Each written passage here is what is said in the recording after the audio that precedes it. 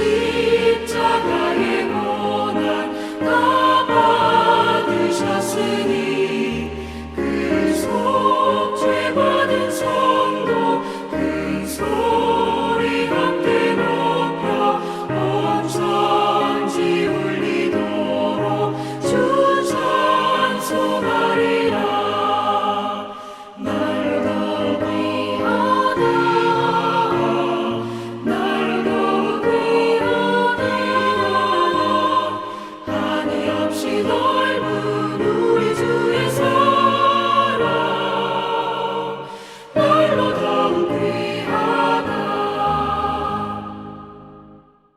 오늘 함께 읽으실 하나님 말씀은 이사야 56장 1절에서 8절입니다.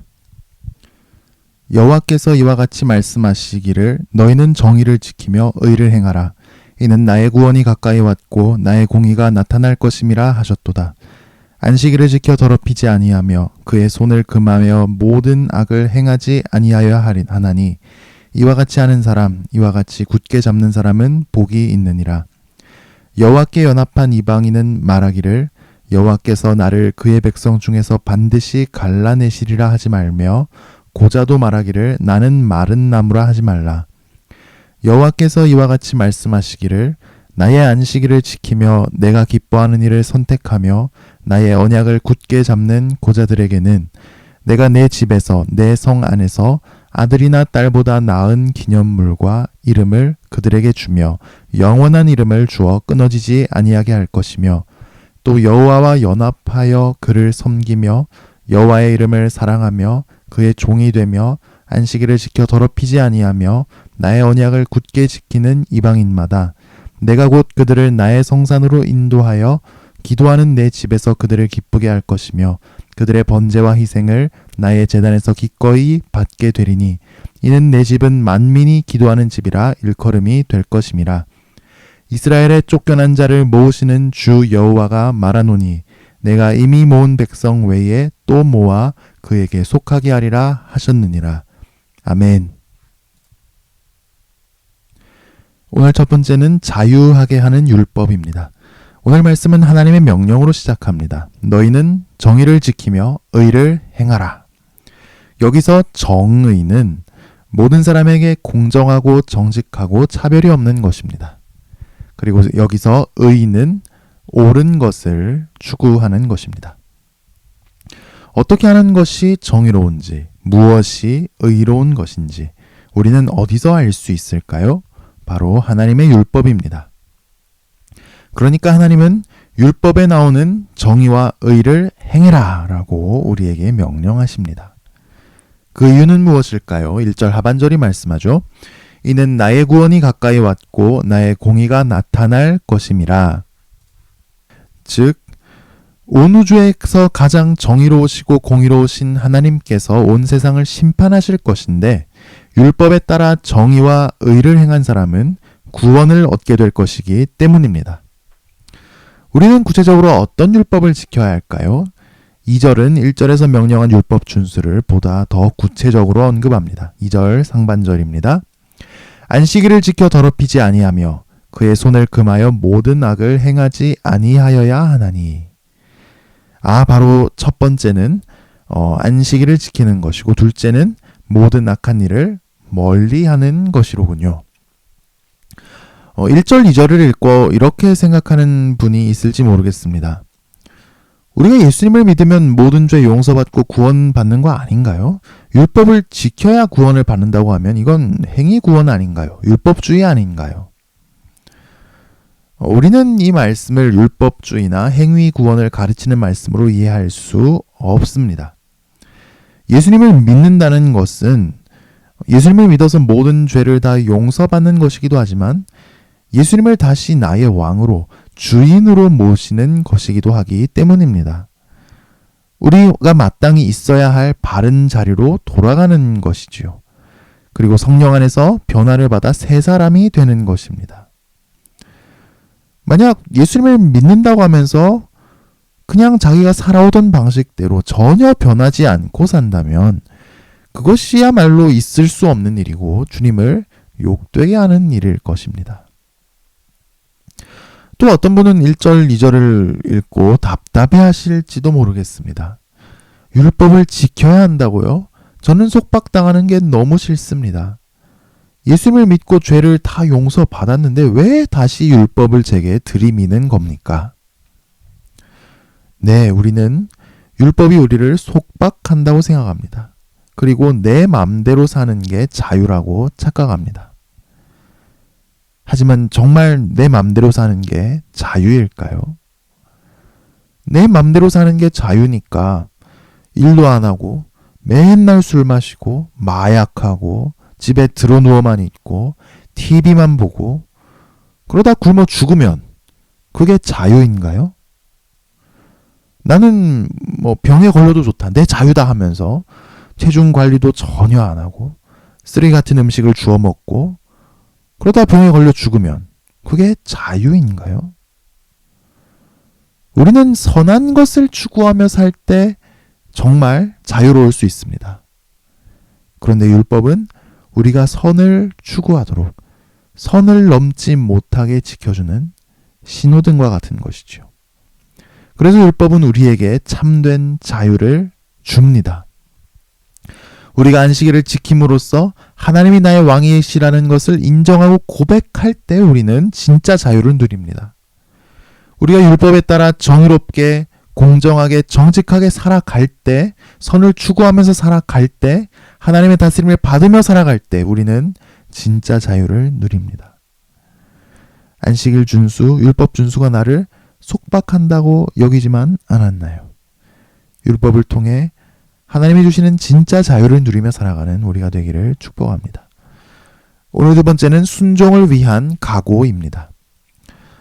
정의와 공의를 행하고 안식일과 율법을 준수하라는 오늘 말씀은 바벨론의 포로로 잡혀간 유다 백성들에게 주어진 말씀입니다. 포로로 잡혀간 유다 백성들에게는 그 자유의 제약이 있었습니다. 안식일을 지키는 것은 어려운 일이었습니다. 이스라엘 주변의 문명과 민족 중에 일주일에 하루를 쉬는 안식일이라는 것은 존재하지 않았습니다. 페르시아도 바벨론도 가나안 민족도 이집트인들도 그리스인들도 일주일에 하루를 쉬는 낭비를 허락하지 않았습니다. 죽고 살기로 일해도 입에 풀칠하기가 힘든데 어떻게 하루를 쉴 수가 있단 말이냐. 이게 이방 민족의 멘탈리티였습니다. 그러니까 풍습이 다른 나라에서 율법을 지키며 사는 것은 참 어려운 일이었습니다. 이방 민족에게 무시당하고 조롱당하기가 일쑤였습니다. 장사를 하고 계약을 하고 취직을 하고 직장 생활을 할 때 손해를 보기도 했고 율법이 금지하는 일을 강요당하기도 했습니다. 오늘날 우리도 그렇지 않습니까? 세상에는 세상의 법칙이 있습니다. 그런데 율법은 그 법칙을 거슬러 옳은 것을 추구하고 모든 사람에게 공정하고 선을 추구하며 악을 멀리할 것을 요구합니다. 정의와 공의를 행하라고 요구합니다. 이래서야 어떻게 우리가 세상에서 살아 남을 수 있겠습니까? 그런데 2절 하반절은 참 놀라운 이야기를 합니다. 이와 같이 하는 사람, 이와 같이 굳게 잡는 사람은 복이 있느니라. 원문의 느낌을 살리면 이 2절 하반절을 이렇게 번역할 수 있습니다. 복되도다 이와 같이 하는 사람이여, 이와 같이 굳게 잡는 사람이여. 안식일을 지키고 율법을 지키는 사람이 복된 사람입니다. 그 이유는 무엇일까요? 이미 1절 하반절에서 이야기를 했죠. 하나님의 심판의 날이 가깝기 때문입니다. 우리가 순종하는 하나님 백성으로 살면 그날은 구원의 날이 될 것입니다. 그러나 끝까지 하나님을 인정하지 않고 반역하며 내가 주인이 되어 내 판단대로 산다면 그 심판을 피할 수 없을 것입니다. 우리가 하나님의 다스림에 온전히 순종하기 위해 각오해야 할 것은 무엇입니까? 오늘 세 번째는 예기치 못한 하나님 백성의 탄생입니다. 오늘 말씀 3절은 구약 율법에 따르면 하나님 백성이 아니었던 이방인도 그리고 이스라엘 총회에 들어올 수 없었던 고자, 즉 성불구자도 순종하는 하나님 백성으로 완전히 받아들여질 것이라고 이야기합니다. 특히 오늘 말씀은 고자와 이방인들에게 아주 놀라운 축복의 말씀까지 하고 있습니다. 4절과 5절입니다.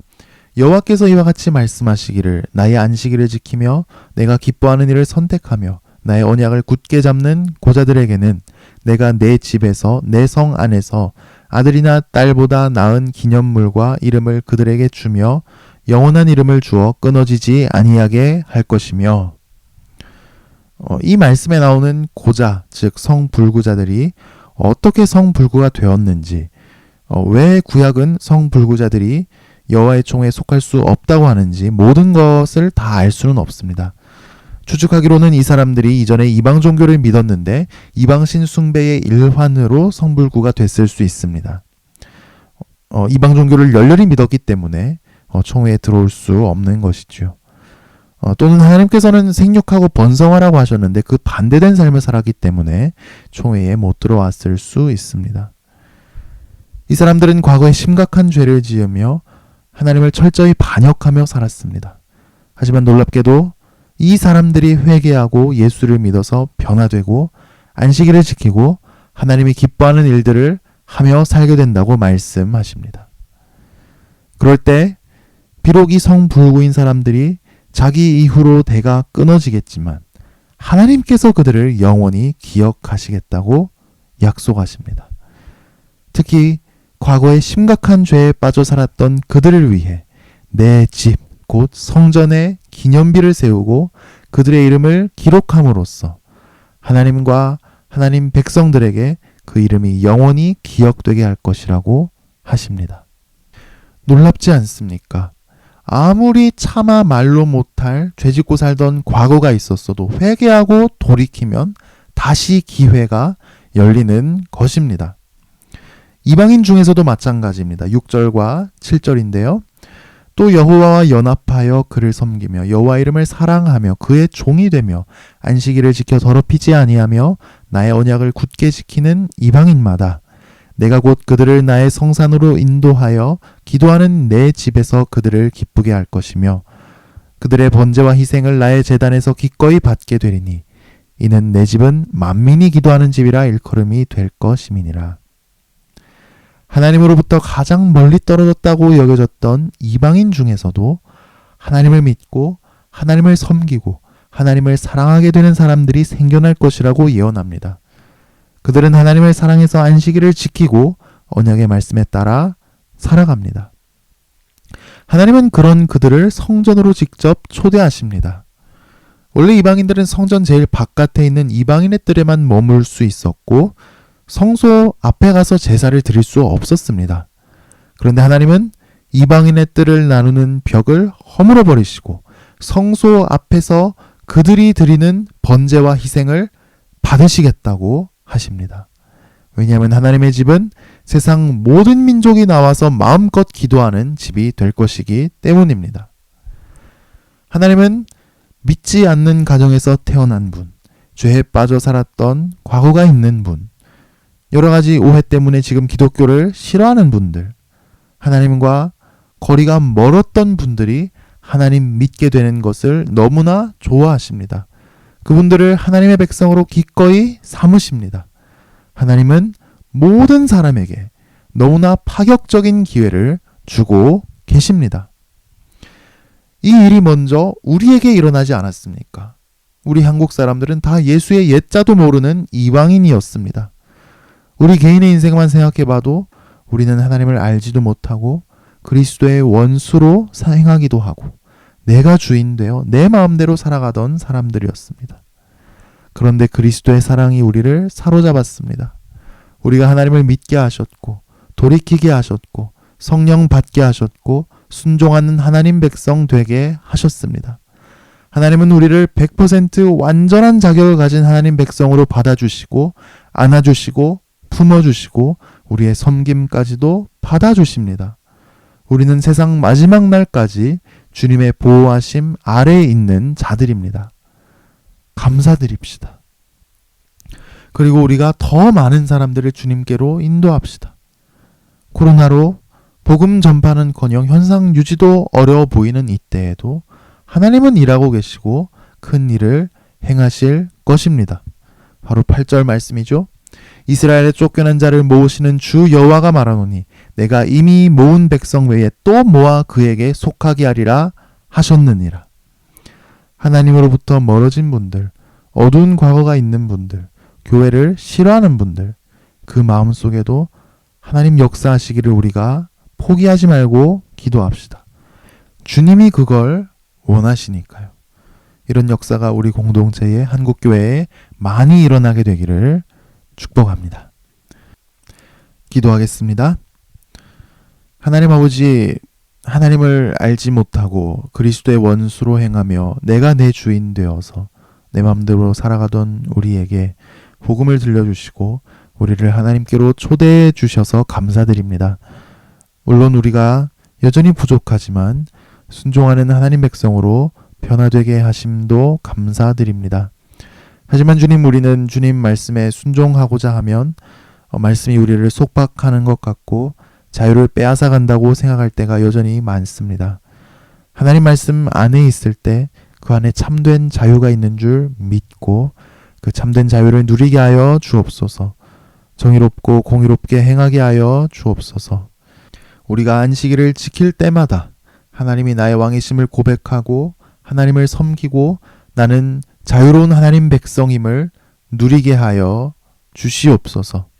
또 부득이한 여러 사정으로 주의를 지키는 것이 어려운 가운데 있는 성도들도 있습니다.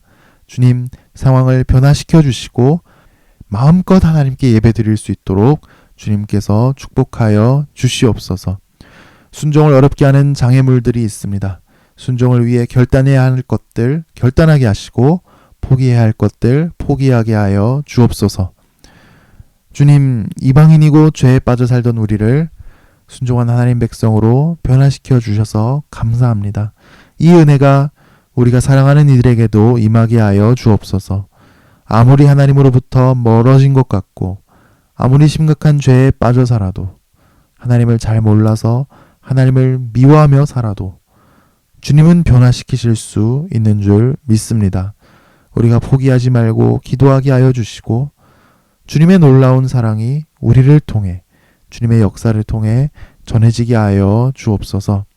오늘 우리에게 만나어 매출하기를 내려주시고 연약해진 몸과 마음을 강하게 하옵시며 맡겨진 바 사명을 능히 감당하도록 힘과 믿음을 주시옵소서.